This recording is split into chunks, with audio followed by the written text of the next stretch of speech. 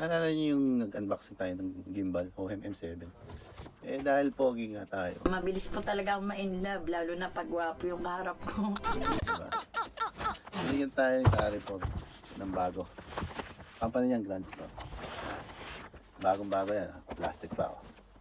M7. Oh. Gimbal. Ito yung pinakamahal. So mag-unboxing tayo nito ngayon. Okay, isa natin. Mga nasa 12,000 to 17,000 ang presyo nito. Depende. Kasi dito sa amin, ang presyo nito is nasa 14,000. Gunggong! Barinig kita sa mukha eh! 14,000 dito pesos. So makambak na. Last na kasi na. M7. Yun ako. Presyo na presyo. So lang naman ito. Dapat sabi. Pero pinaka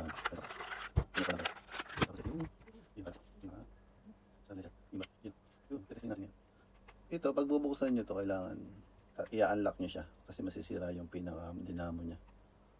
Ayan, naka-unlock na yan. Unlock na. So, ito yung power button nya. Yan o, bumukas na. Yun o. Oh, astig, di ba? Oh, tingnan natin. Double press. 1, 2, 3. Oh, yun o. Di ba? 1, 2, 3. Pag kasi nakalak yan, masisira mo yung pinaka dinamo nya. Kasi ito yung remote nya.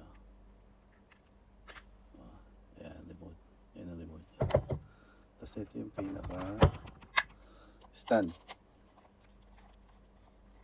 Yan. Pag ito i-stand mo siya. Actually, meron pa pala itong isang pictures ito. Ayun, ayahaba yan. Extend siya. So, ito yung pinaka remote.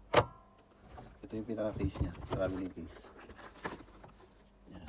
Plus, pwede mo siyang itayo. Alright. Pangalawa ko na kasi ito eh. Tapos, pwede mo siyang pasunurin sa'yo through this side. Oh, ano.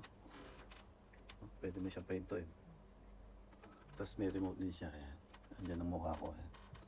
May camera kasi itong built-in. Ayan. Ayan. Oh, ayan. Sumusunod.